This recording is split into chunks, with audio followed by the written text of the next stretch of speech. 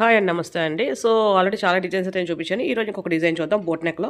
ఇది 15 ఇంచులు షోల్డర్ తీసుకుంటే బై 2 చేస్తే 7.5 వస్తది. 7.5 అది 3, 4.5 తీసుకున్నాను. పైనుంచి కిందకి 3.5 ఇది ఆల్రెడీ చాలా అట్లో చెప్పాను. అందుకని ఫాస్ట్‌గా చెప్పేస్తున్నాను. దీనికి మనం రౌండ్ డ్రా చేసుకుంటాం. అలాగే 7.5ని చంక రౌండ్ కోసం కూడా డ్రా చేసుకొని ఈ రౌండ్ చేసేసుకుంటాం. తర్వాత ఇప్పుడు ఈ పైనుంచి కిందకి నెక్క దగ్గర నుంచి 2 ఇంచెస్‌కి డాట్ పెట్టుకొని, అలాగే ఇటువైపు కూడా ఒక 2 ఇంచెస్‌కి ఒక డాట్ పెట్టుకొని, ఈ డాట్ దగ్గర నుంచి ఆ పైన 2 ఇంచెస్ కిందకి డాట్ పెట్టుకున్నాం కదా, నెక్క దగ్గర నుంచి అక్కడ వరకు ఒక లైన్ డ్రా చేసుకోవాలి. తర్వాత దీనికి మళ్ళీ ఒక 30 ఇంచు లేదా ఒక 1 ఇంచ్ దగ్గరికి మళ్ళీ ఇంకో డ్రా చేసుకొని సమానంగా అన్నీ ఒకేలా కర్వ్స్ వచ్చేలాగా మనం ఇలా డ్రా చేసుకోవాలి.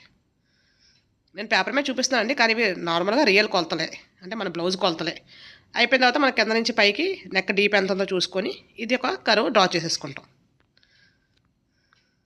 చేసేసుకున్న తర్వాత మొత్తం ఎలాగైతే చేసుకున్నాం మొత్తం అంతా నీట్గా కట్ చేసేసుకోవాలి. ఇది నెక్ కోసం, ఇది చంక రౌండ్ కోసం. చాలా అయితే నేను డిజైన్స్ అయితే అప్లోడ్ చేశానండి, కటింగ్ ఎలా మెజర్ తీసుకోవాలనేది. ఎవరికైనా ఇంట్రెస్ట్ ఉంటే కనుక ఒకసారి వాచ్ చేయండి. అయిపోయిన తర్వాత ఈ కర్వ్స్ కూడా జాగ్రత్తగా నీట్గా కట్ చేసేసుకోవాలి. సో టైం అయిపోతుంది కాబట్టి నేను ఒకటే కట్ చేసి మిగతాది నేను కట్ చేసి చూపిస్తాను. అయిపోయిన తర్వాత పై వరకు కూడా మొత్తం నీట్గా కట్ చేసేసుకోవాలి. చేసుకున్న తర్వాత ఈ కర్వ్ ఏదైతే కింద ఆల్రెడీ డ్రా చేసుకున్నాం కదా, అది కూడా కట్ చేసేసుకోవాలి. అయితే మన పొడవు ఒక 15 ఇంచులు ఉందనుకోండి పైనుంచి కిందకి, దానికి ఒక +1 వేసుకోవాలి. 15+1 ఎందుకంటే చెప్తాను నేను. ఆ 1 ఇంచ్ ఎక్కడైనా మనకు కవర్ అయిపోద్దంటే ఇది తీసేసిన తర్వాత ఇది ఓపెన్ చేద్దాం. ఓపెన్ చేసిన తర్వాత దీనిపైన దీన్ని పెట్టాలి. సో అక్కడ 1 ఇంచ్ పోద్ది అనమాట.